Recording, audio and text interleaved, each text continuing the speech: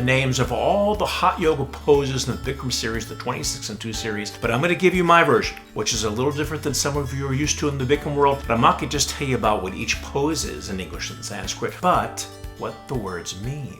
As a yoga teacher, it's important to understand English and the Sanskrit for every pose and what they mean. But even as a student, it's going to take your understanding and your practice to the next level. This is what they call Raja Yoga, yoga of the mind. Now, it's not a requirement in the Bikram teacher training programs, but in the Barkan Method Teacher Training programs, it is a requirement, and I go through in detail what each word means. It's great. Now I'm excited. So let's get right into it with deep breathing, pranayama. So prana is the life force energy. A yama is the extension, but it can also mean control. So we're extending the life force energy through the breath. Now, a lot of people say it's breath control, but Yogananda, who's the spiritual forefather of our particular style of yoga, is very adamant to say it's not breath control, it's life force control. Now, before we continue on, if you're new to the channel, please consider subscribing.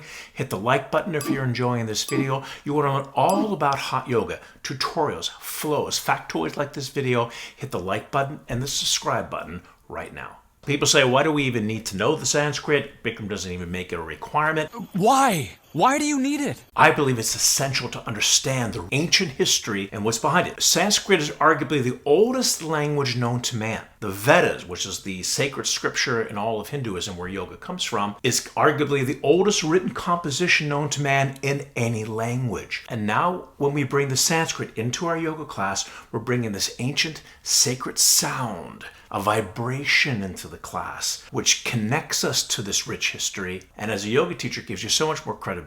Half moon pose, the first posture after the breathing. Half is Ardha. Chandra is moon, asana is pose. Actually, asana means seat. So half Ardha, Chandra moon, half moon pose. Which brings us to the next posture that comes right after it. That's Pada Hastasana. Pada is feet, or legs, in this case feet, and hasta are the hands. So hands to feet pose. Now, interestingly enough, Vishnu Ghosh calls this pose head to feet pose because that's the final position. The final pose is to touch your head to your feet. But if you wanted to literally translate head to feet pose, which is really no such thing, then it would be Pada Shashasana. But in this case, Pada Hastasana, hasta's hands, hands to feet pose. The next posture is awkward pose or Utkatasana. Utkatasana doesn't necessarily mean awkward pose. The actual word can be literally translated to fierce or powerful pose or difficult pose. Somehow Vishnu Ghosh came up with the word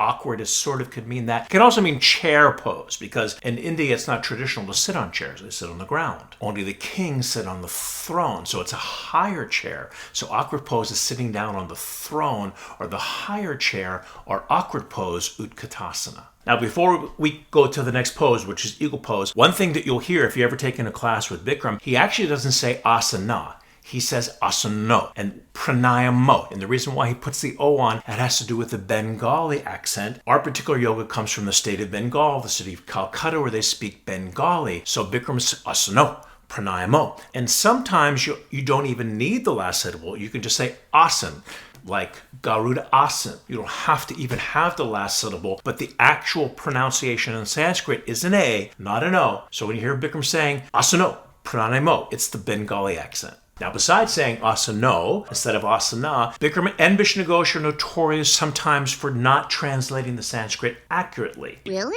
I didn't know that. How do I know this? Because I became more of a student of the philosophy and the history and the language over time. So the next pose, which is eagle pose, Bikram pronounces it Garudasana, but it's actually pronounced Garudasana. And I've said this a few times on my videos before. The posture is named after the half human, half eagle, Garuda. Vishnu would sit on Garuda's back looking over creation. In fact, if you ever saw the movie Slumdog Millionaire, it was one of the questions in that movie. Also, I said this before on my videos, in Indonesia, which is a Hindu country, their national airline is named after Garuda. The first time I knew that was when I came to Australia. I looked out the window, and when we landed in the airport, I saw Garuda Indonesia, which is their airline.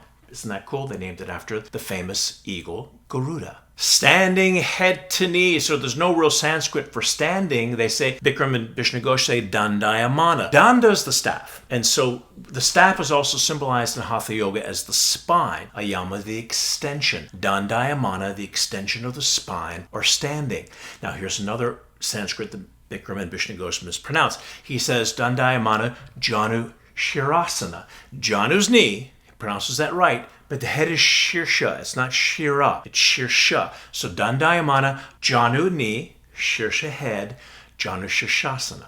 Next pose, once again, starts with Dandayamana, which symbolizes the standing. Danyurasana, standing bow pose. So there's no Sanskrit for bow. The English word donate comes from the Sanskrit word dan. Year is the arrow. To donate the arrow, Danyurasana.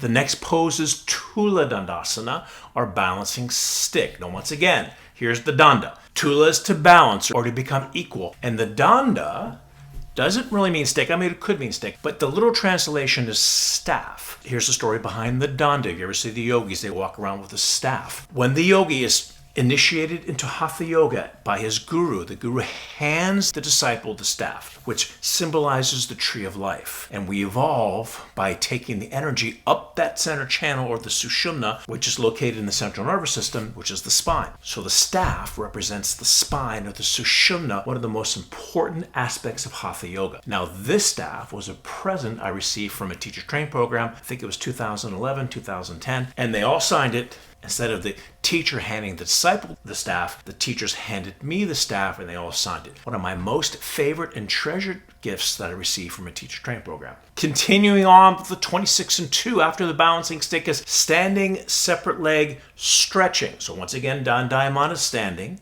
Bibhakta is the separation of the legs. Pada is the leg or foot, in this case leg. Paschimottanasana doesn't mean stretching. It is symbolized by it. Paschimottanasana means to face the west. So the way Bikram and Bishnu Ghosh would explain it, the student traditionally faces east as he does his asana practice. Now when he comes down into separate leg stretching, he's facing the other direction, or west. Iyengar describes it in a different way. He says the top of the head is the north, the feet are the south, the front is the east, and the back is the west. So we're stretching the lower back and the backs of the legs, which is the western part of the body. Either one sounds pretty cool. We're stretching the west, Paschimottanasana, westward facing. Now the next pose is triangle, but the setup for triangle is what other styles of yoga call warrior 2, or Virabhadrasana. Bikram and Bishnu Ghosh have another posture that they call Virabhadrasana, which is how they start their salute to the god and goddesses. You can see this picture of Virabhadrasana, which is what a different style of yoga called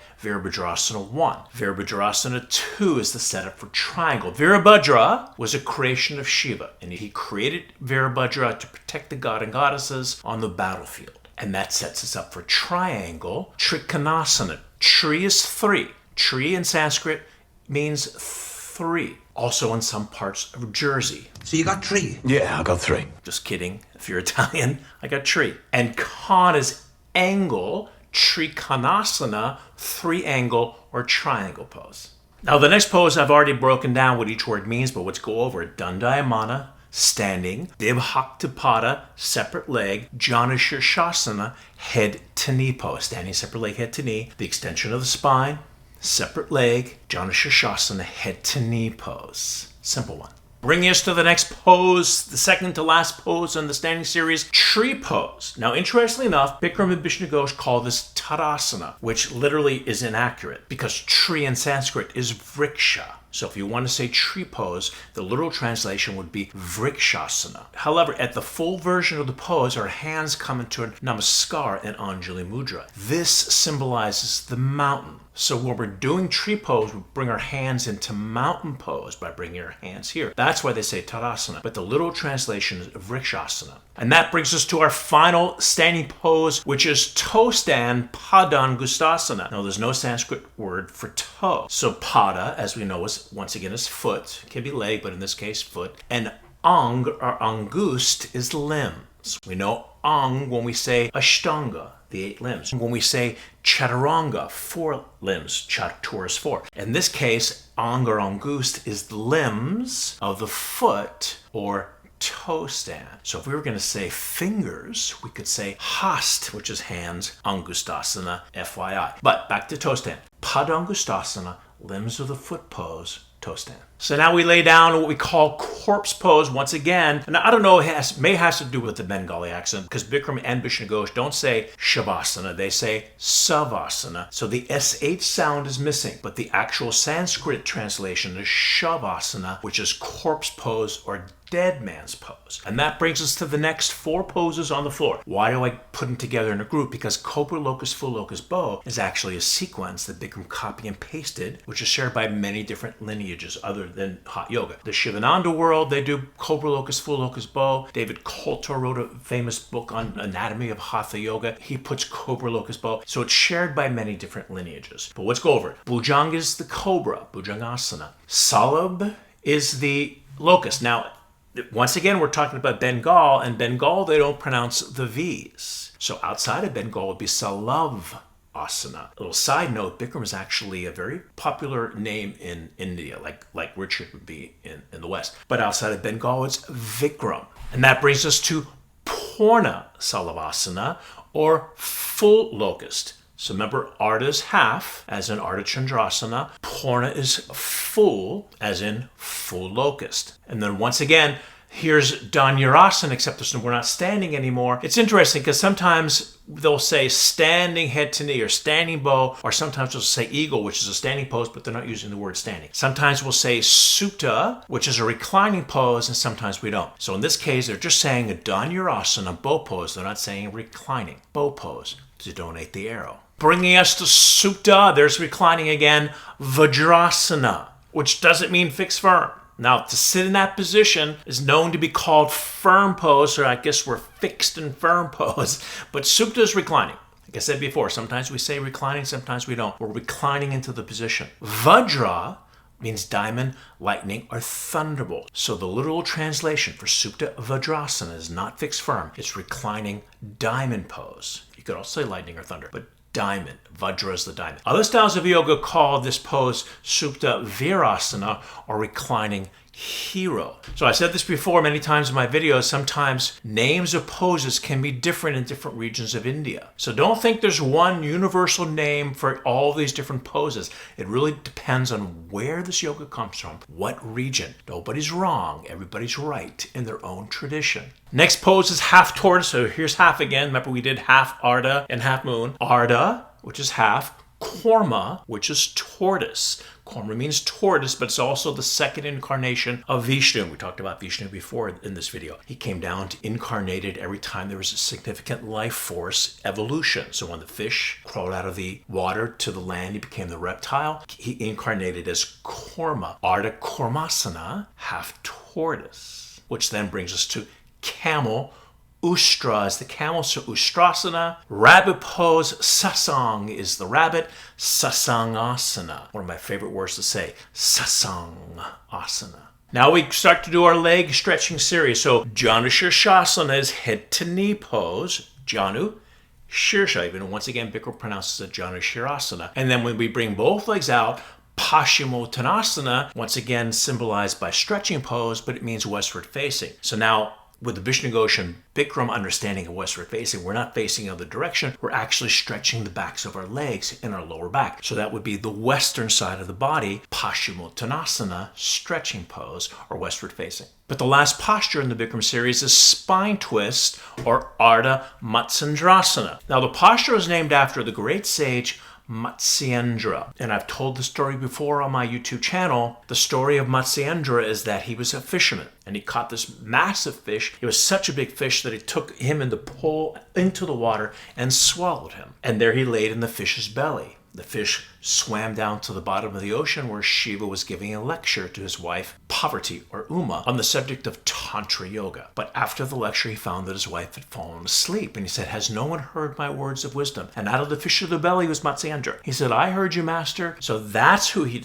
decided to initiate, not his wife, but Matsyendra. 12 years later, the fish is caught, they rip open his belly, and out comes Matsyendra to take such a twist and turn in his life that they named the spine twist after him. Bringing us to the last breathing exercise. Remember, it's 26 and 2, which means 26 postures, 2 breathing exercises. The very first thing that we do is the breathing exercise, and the last thing we do is the breathing exercise. So it's Kapalbhati, which is skull shining. Kapal or Kapala is the skull, the crown of the head. And as the energy shoots up the spine, as we blow out, we're exhaling through the lips like we're blowing out a candle. As we shoot out that energy, we shoot the energy up the spine and out the crown chakra to brighten the aura. We're doing it to shoot the energy up the spine, the center channel, the Sushumna, out the crown chakra to brighten the aura, skull shining, Kapalbhati. So once again, as a teacher and as a yoga student, a serious yoga student, knowing the history, knowing the words, knowing the Sanskrit gives you a better understanding of the subject. We take the Sanskrit as teachers, and that spiritual sacred vibration is sent out through the classroom, which takes the whole class to another level. So I encourage you to continue to be a student, to learn all the rich information from our amazing subject of yoga, especially in the world of hot yoga. So that's our episode for today. Thanks so much for watching. If you're new to the channel, please consider subscribing. Hit the notification bell. You get notified when I post a new video. Hit the like button if you enjoyed this video. You want to learn all about hot yoga, tutorials and flows, factoids. Hit the subscribe button, like button right now, and I'll see you in the next video. Bye, everyone.